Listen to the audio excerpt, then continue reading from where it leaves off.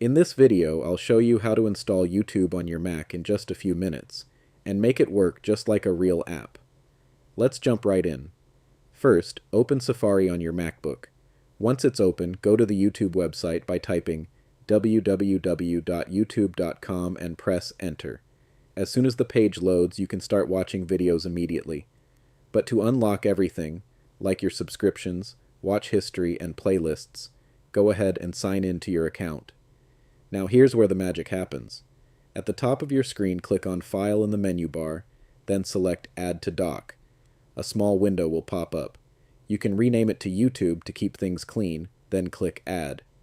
And just like that, you're done. You'll now see YouTube sitting right in your dock like a real app. When you open it, it launches in its own dedicated window.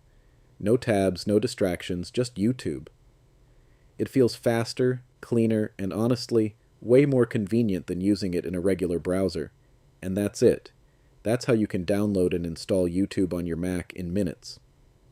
If this helped you out, drop a like and subscribe for more quick and useful Mac tutorials. Thanks for watching.